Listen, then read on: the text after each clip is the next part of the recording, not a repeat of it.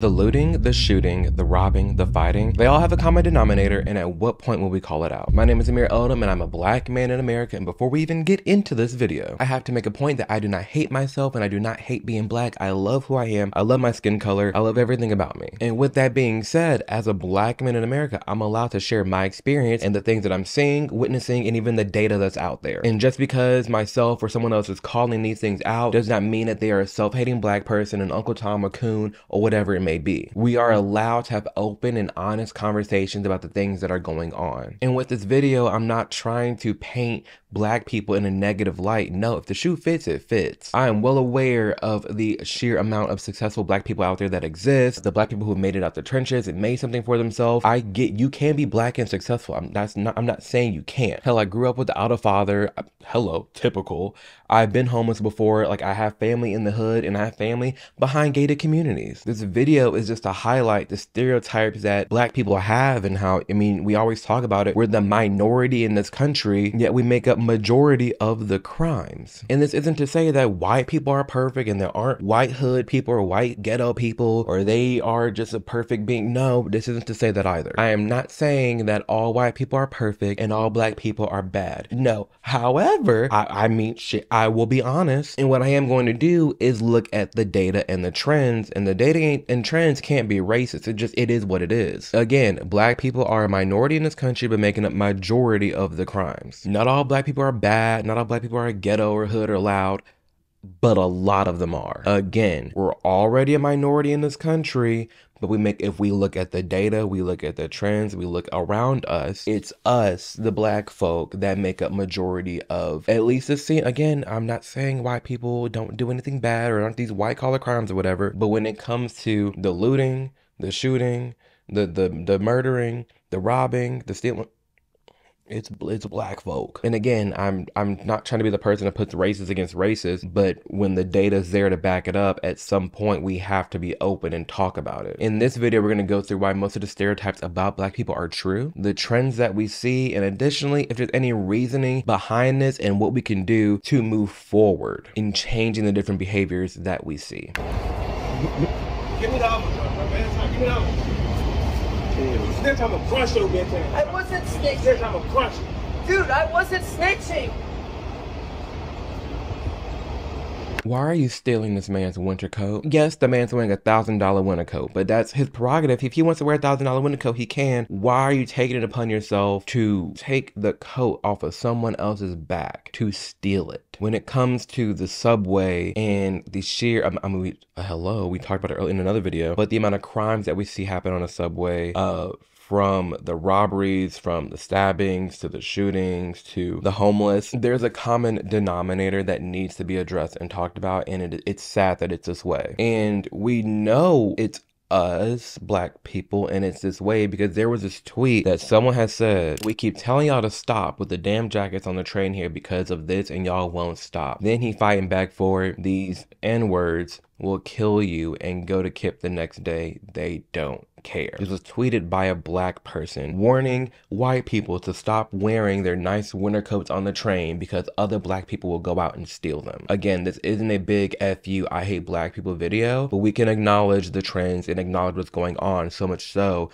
where this person can easily put a tweet out like this as if we all will understand, you know, why you probably shouldn't wear a nice coat in a black community. And really, I should correct myself, and not just a black community, but a black low income, or like the hood, should I say, because you wouldn't see this happening in an affluent black neighborhood. I even found out about this because this white woman had tweeted, in my 90% white town, I can walk around wearing all of my jewelry, a cashmere coat, and a nice handbag with a wallet full of cash. I can leave my doors unlocked, I can leave my laptop in my car overnight, and no one steals it. I accidentally left a scooter at the park, went back 3 days later, and it was right where I left it. This is what your life can be like without diversity. And the sad part is there's data behind this. This isn't just like a racist tweet. Like, there's literally data behind this. And it opens up the door for a lot of conversation of, you know, I'm a fan of diversity. Hell, I'm in an interracial relationship. I'm fine with diversity if you assimilate to that culture's standards of what makes that culture so great. I firmly believe that white people and black people can coexist and can act the same and can be a part of a cohesive society. That can happen.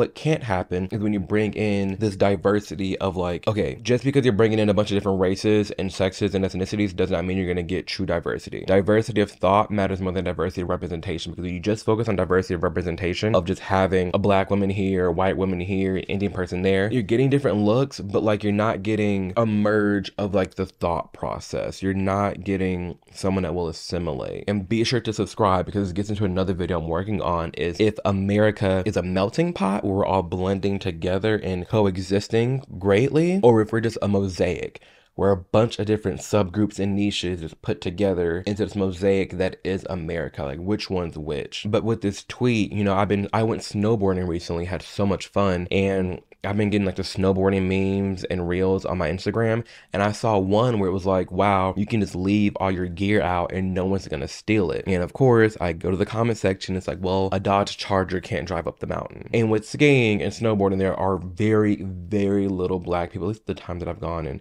what I see online, I don't see, there's just white people activities. I don't see black people skiing or snowboarding, and that's why they can leave their stuff around. Are there cases where people are stealing at a ski resort? For sure. But the fact of the matter is, when I was snowboarding, my private instructor was just like, yeah, you can just leave your stuff here, we'll come back for it later. And I went back and it was there. Like, that's actually crazy. And there's something to say when you have this white woman talking about her white town where she can walk around and do anything she wants and it's fine. And then underneath, you got this black woman tweeting, yeah, you can't do this, you can't do that, this and that when you're around black people.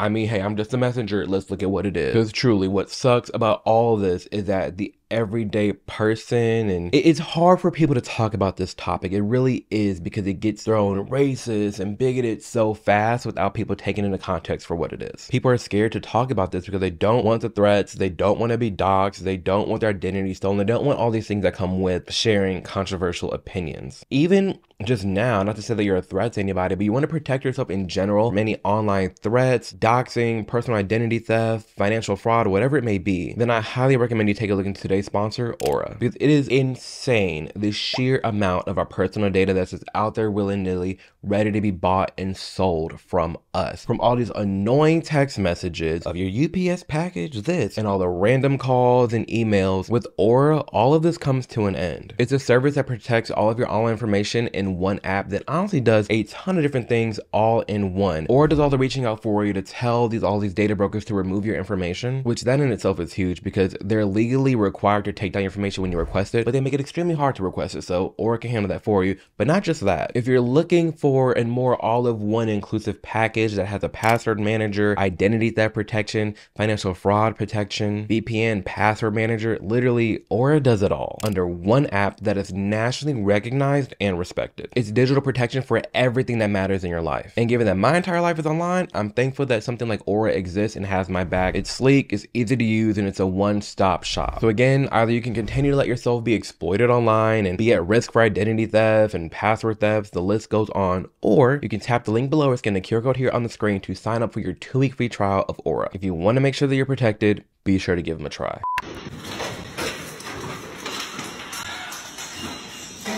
Literally, why? What does this serve you? I mean, actually, I understand what it serves them. These looters that are doing the Louis Vuitton in LA and all these other high fashion stores, they take them, the boosters and the scammers, they steal them and they flip them online or in their local community. I get it. There is a huge financial incentive for these people, especially given they have nothing to lose. When you're in the trenches and you're in the hood, you're in fight or flight mode. You're just trying to survive, quite frankly. And yes, a lot of these hoods are built around and were really started from the feds and racism to break down the black neighborhoods and black community, but it's 2025, we're past that now. There's no reason to be acting like this. I get it, it's a get rich quick scheme and it's something for you to do really quickly to net profit, but there are way too many things out there, way too many businesses to be started, trades to join, to where you can make money legally and not have to rely and do something like this, because this isn't helping anybody. It's only making black people look worse than what we already are.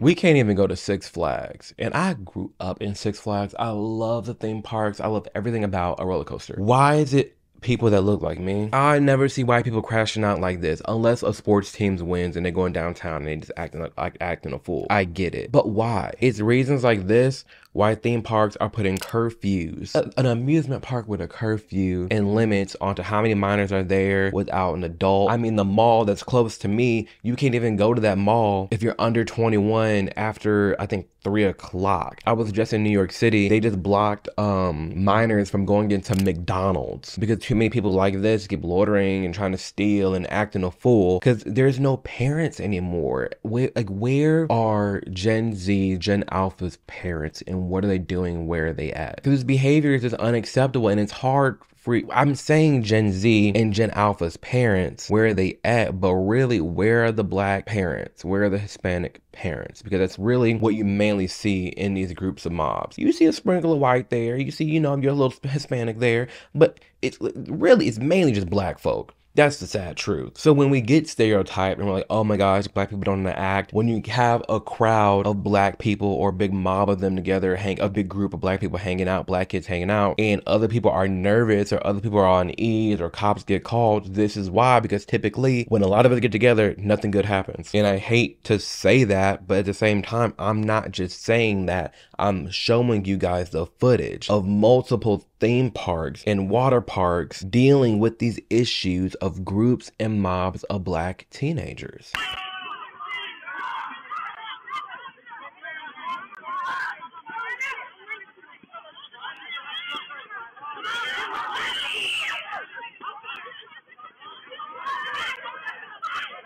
Why are most stereotypes around black people true? Because we see things like this. 9 times out of 10, the stereotypes, the judgment, the prejudices, they're all valid. Are all black people like this? No, not one bit. But if we're gonna keep spouting out how we're, oh my gosh, we're a minority, black people are a minority, then we need to take ownership and be honest in what we're the majority of. We can't hip and holler about being a minority and, oh, woe is me, a black person, and Black Lives Matter this, the white man this, when we get together and act like this. Again, it doesn't make sense to me, and me speaking out about this, looking at this footage, does not mean I'm an Uncle Tom or a coon or a self-hating black person. I would not change my skin color. I love who I am. I love everything about me, my hair, my skin. I love how it don't burn when I get in the sun. I love how I look, all nice, chocolate is smooth.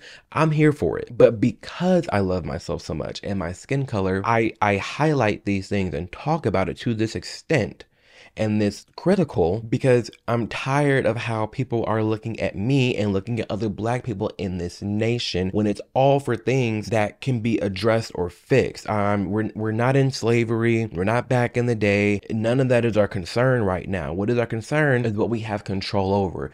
We have control over how we're acting in a neighborhood. We really do. And this ain't even the hood. This is a nice suburban looking little town, nat town. And of course, who is up here causing all the ruckus?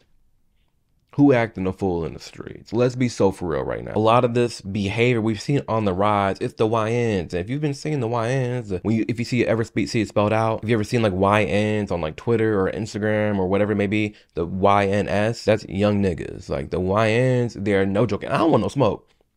I don't want no smoke. And people be like, oh, well, them YNs, they scare me. Yeah, they scare other people too. That's why memes are happening. People are talking about it. Them YNs are no joke. They got nothing to lose. They do what they want. They really do. And to me, on one end, I could kind of understand why they act the way they act. But on the other side, it's like, I want so much better for them. I want so much better for everybody in this society, and especially in America. And in terms of like, when I look at a YN, a young black person who I see a little version of me, and I'm like, hey, you don't have to act like this. You don't have to view yourself as a victim. You don't have to think you have to do all these atrocities and this and that just to fit in. You don't. If collectively they got together and said, we don't have to do this, let's take this unionship, this jointness, us, whatever y'all doing in the streets, and let's all band together and do something great, you would make moves. You would make moves. But until that happens, I don't know where we're gonna go with this. What's up, y'all? Good morning. Good morning. What you mean, good morning? What that mean? Come here. What's that? Good morning. What you mean? Oh, good morning, like, good morning. Good morning. Yeah, it's always good. Yeah, it's always good over here. You ain't no need to say it. It's always good. You good? Right. Saying it's good morning. You good? Yeah, I'm good. You good? What you mean, my good? Nah. What you mean, my good? I'm always good. good everywhere. I'm good here, there, wherever. I'm good everywhere, nigga. All right, well, safety. Be safe. Be safe. Yeah, come here. Now y'all gotta fight. You worried about your safety. Come on, bro. Nah, I need that. that's crazy. Come back that here. was crazy. Come here. Behind every joke is a little bit of truth. And this right here is a black man making a meme about being terrified of the unhinged YN's young black male and how easy it is to set one off, how easy it is to offend and get into trouble with a group of black men standing around. That's what this joke is. That's what he's getting at. And it highlights something so much deeper than like, oh, is this a stupid reel? It's a joke. No. He made that for a reason. It's funny for a reason. It went viral for a reason. Because for a lot of things that are going on right now, that's true. Like you walk past a group of black men, you're just like, I don't want to make eye contact. I don't want to speak. I don't want no smoke. I don't want nothing. Because it's scenarios like that that actually really can happen. What you doing with that? Oh, I just bought it. You finna sell it? Nah, I just got it today. I'm finna play it. Why you walking around with it? You finna sell it? I just got out the car. Hold on, I got something. Hold on. You got a brand new PS5 look on? Nah, bro, I just bought it myself. We got a deal. Why I can't buy that bitch? Nah, bro. Bro? Bro, hey, chill out. Hey, it's a camera. It's a camera across the street, bro. Even if this is a skit, which obviously it looks like a skit, even if it's a skit, again, the fact that it's a joke, there's a little bit of truth underneath it, hence why you're making it. Oh, walking around with something expensive in the hood because you know you're gonna get robbed, you're gonna get mugged, because that's what the data shows, and the community knows that this is not a video. I can't stress this enough. This is not a video to just tear down at black people, say blacks can't do anything, black this, black that. No, but it's to point out the data and the trends that we see, and even black people making fun of the stereotypes that are put upon us, so much so that we act them out. We try so hard to not be stereotyped and not be judged, you know, prejudices and racism and that, but you're acting out the very thing that is wrong with the culture and the things that we see in black neighborhoods. Because this would not, it could happen, very rare, but not gonna happen in an all-white neighborhood in a rich area. It's just not. You could probably leave, unless someone's coming through robbing the community for people who don't live there. You can have something expensive just sitting outside, chilling. And it's fine. And this isn't to say that this wouldn't happen in, let's say, an all-white trailer park, for sure. But I don't see why people in a trailer park screaming that they're the victim, screaming, oh my gosh, white lives matter, and screaming about everything else that black people scream about in America. It's the black folks whining and demanding all these things. What we look like getting reparations acting like this? Please tell me, what do we look like getting reparations acting like this? Cause I don't know. In that skit, it reminds me of what someone else pointed out. I have seen it I've seen it around a lot, from TV shows to tweets. It's like there's a difference between like a black person and an N-word. Like there truly is. Like there are black people that exist, but that's different than like hood people or an N-word. Like again, I was mentioning the white people in trailer parks. Anybody can be anybody can be an N-word. It's just unfortunately that a lot of black people are the N-word. The funny thing is saying, I forgot where I found that, where I saw that, but that's always in my mind. I think it was a comedy skit too. But yeah, that is a real thing. This whole I'm afraid of hood, ghetto people thing is so not funny to me. It reminds me of how historically Europeans have always painted this picture of Africans being savages, criminals, dangerous, and uncivilized. Meanwhile, it was them, the Europeans, who were killing, stealing, destroying, along with the host of many other evil atrocities. So let us not forget that this was all done in the name of Jesus. I think that y'all are afraid of the wrong group of people. The true criminals are not ghetto people. The true criminals are the ones who purposefully created these ghettos. The black people who are Hold on. So much was just said. Okay, first off, if you want to talk back in the day, yeah, I'm with you. Like I completely agree. I'm not gonna ignore the pain that black people went through back in the day. I'm not gonna act like none of that happened. It did happen, right? But if we're gonna talk about 2025, if we're gonna talk about today's age, and the stereotype that black people are savages, meanwhile the data reflects that if we're gonna be racist, which race in this nation acts like a savage? You get what I'm saying? If we're looking at the data, if we're looking at crime statistics, if we're looking at the first-hand experiences, if we're looking at the videos of the mass looting, mass shooting, mass street takeovers, and that savage behavior, what race do you normally see? Were white people ever savages like that? Yeah. Guess who got their shit together? It's valid to be afraid of those kinds of people. If you are, for example, I'm afraid of anybody that looks super hood, super like thuggish. Like, it doesn't matter if it's black, white, blue, brown, I don't care. So if I see a black man in a suit, I'm not gonna bat an eye. That's real racism. It don't matter who it is. If you see a black man in a suit, a black thuggish person, black middle class looking person, and you're scared of all three of them, you're just afraid of the color brown. But I'm scared across the board. It don't matter. The hood and the trailer park. I don't want no part of it. But what is this girl talking about? Afraid of and estranged from your own people, you falling for the trick of the enemy. But for the people you should really be cautious of, you code switch. You adopt their morals, their behaviors, their values, their religion. You have no problem with assimilating into their world. But hood people are where you draw the line. Because it's the white people world that affords. If you want, here we go. If you want a black world, move your ass to Africa. Go ahead and click clack with our cousins. Go ahead out there and go be with them. Because this world that was created in America that we have right now, it's lit. I like it. I love it. I love it. I really do. I enjoy being here, and I want to keep it this way, and I want to assimilate into our envision of what a just society looks like. Talking about there's no, I should be afraid of Caucasian people, but not black people. Even though when I look at the data, I'm most likely to be harmed and killed in a black hood.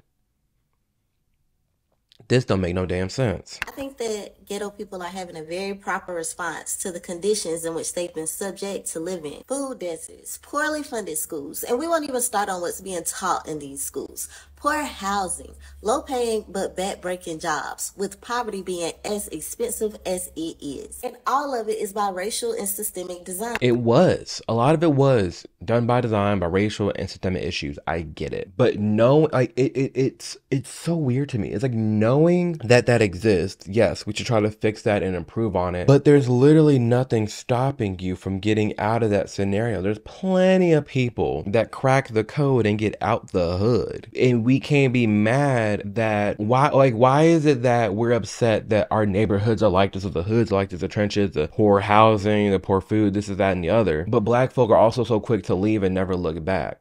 White folk, they reinvest in their neighborhood. They reinvest in their private schools. They reinvest in their community and their morals. They reinvest in what's around them. Majority of black people did. They just leave. These black rappers have all this money to pour back in the community. Some do. Some do.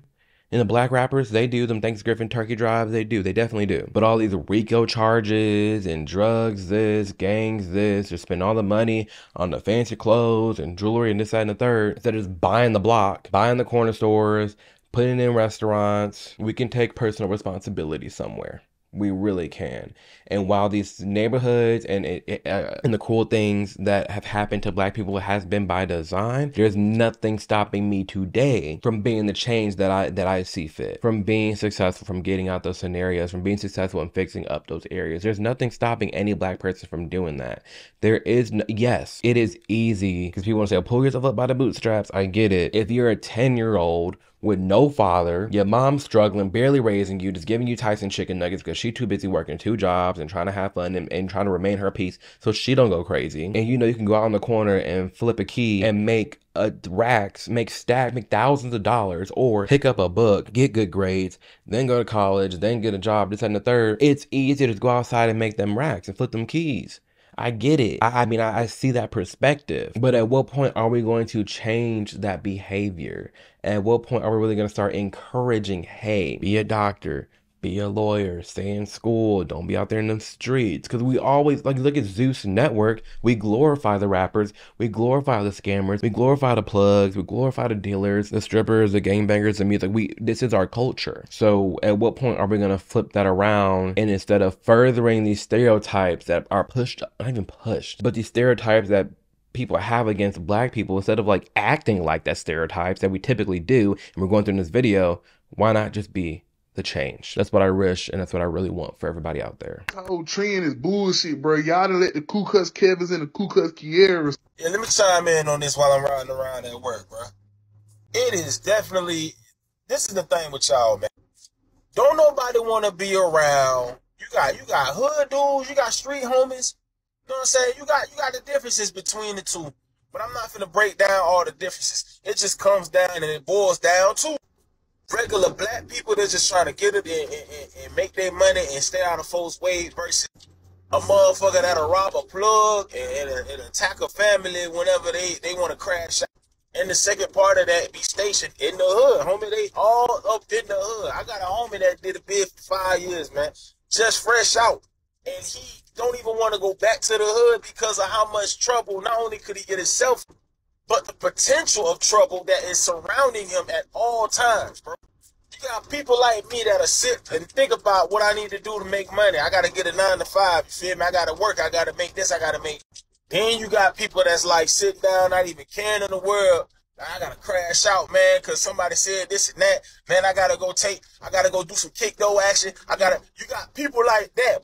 Literally people like that. You got people ready to risk it all, whisk it up, risk it all, for nothing, literally for nothing. Like they have, like, so there's a lot of people in the hood who have nothing to lose. And that's sad. I want them to live for something. We all can find something to live for, but to this guy's point, like, it's not, we all know, let's be so real with each other. Like, please, we know the deal. We know there's a difference between just like crapping and on black people versus being real with the stereotypes that face upon us and how we act. I'm gonna keep it a stack. I don't want to be around motherfuckers like that at all, bro. I don't. I just don't want to be around. I don't feel comfortable with riding with a motherfucker that's in the car with me that might bring his stick with him.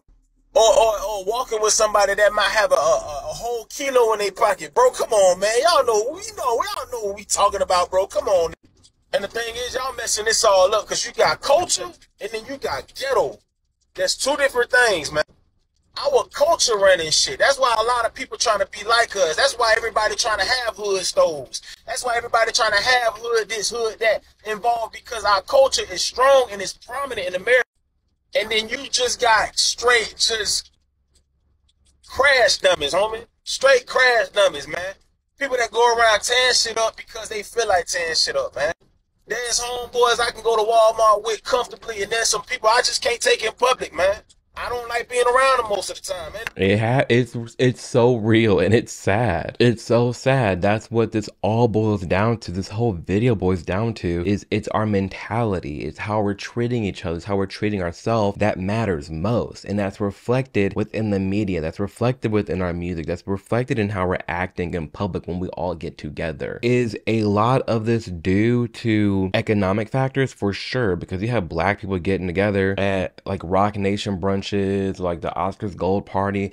There are successful black people that get together and nothing bad happens, man, because they have money and they have stuff to lose. They have company, their job, they're actors, they're entertainers. I get it. But for majority of the black people in the hoods and some of these ghettos in the suburbs, whatever it may be, it's unfortunate. Are a lot of these stereotypes true? Yeah. And it's one of the main reasons why, as a black person in America, I don't get upset at being profiled or running into someone who's racist, because it's like, it's not out of nowhere. You know, back in the day, in the 40s, 50s, 60s, even before then, there was unnecessary racism. This topic's getting real dicey. There was just brash racism just because someone's brown. You see a brown person, you just immediately think, oh, they're dumb, they're this or that. But our world and how we're acting now in society, and if we're looking at the crime rates and statistics, we're listening to our music, we're seeing how children are acting in the schools, you see the family culture and family dynamic at a grand scale, the trends of what's most likely that we see and how we act. There's reason to not want to be around us. There's reason to judge us. There's reason to be profiled. And it's such a sticky conversation. It so requires the context. And it's unfortunate, but that's just my lived experience. That's just how I feel. When I run into racist scenarios, when I run into people who are prejudiced, I just look around, okay, well, what's the average person that looks like me and how are they acting and how are they represented in the media, and not just the media, but how are they represented in our culture. You know, you think about back to Fresh Prince of Bel-Air. Carlton was the nerdy guy, the dweeb, the whitewashed, the coon, the Uncle Tom. And then you had Will Smith as, like, you know, the thuggish, fine, like, black dude. This goes back and it's deep, but it's so unfortunate because it is black people that are our own worst enemy. You know, you don't fit into the black box. You're gonna get your black card removed. You're doing white people things. You're talking white, listening to white people music. We trap ourselves in this ideological box for no reason and then get mad when someone calls out that we're acting like the box. Like, are most stereotypes about black people true? Yeah, because we trap ourselves in this ideological box that is black culture, and that's how we act, that's how we are. It's very tight-knit, and there are some cool things about it. You know, I'm not gonna knock how I was raised and the situations I grew up in. Some of them are funny. Like, I've opened a box of one of those black games you find at Target, like, oh, black culture, this, whatever. It's funny. I relate to, and I relate to, like, in a video game, you know? But in terms of how people look at me as a black person in America and how, you know, people are judgy about certain black people and this, that, and the third, I hope this video did a decent job at outlining why, this is so crazy. It just feels so wrong, but it's like, it's true. It just is what it is. I hope this video did highlight and give some nuance to the stereotypes about black people and how black people are acting in the streets and how a lot of our behavior, how people view us is justified. Is this justified? We do a lot of the most horrible things in this country. Again, we are the minority making a majority of the worst things that society has to deal with. I'm just here to point out the data and highlight these videos. So you let me know in the comments below. Do you get what I'm saying? Especially if you're black. Do you agree? Do you get what I'm saying? Is there something I missed? Is there something I'm just like, I completely missed the mark on? Let me know. I want this to be, you know, a fluid conversation with us in the comments and just talking about these ideas, but this is how I feel. And with the videos that we've gone through, is how some other black people feel too. And it's a big difference between just black people and niggas. It's just what it is. So with that being said, thank you guys for taking the time to watch today's video. I appreciate you guys sharing and liking the content. It means the world to me. The studio is in progress. There's so much more coming in. There's so many surprises I have for you guys later on this year that's going to be launching. So keep an eye out for that. As always, do know and trust that you can and will be anything you put your mind to in this world. It's tunnel vision. Focus on you and only you, and you will get there. You're not stuck there. You're going to survive. So if you're still here watching this video, black, white, Asian, gay, straight, I don't care. It don't matter. Hang in there. And that's it. So that being said, love you guys a ton, and I'll catch you in the next video. Deuces.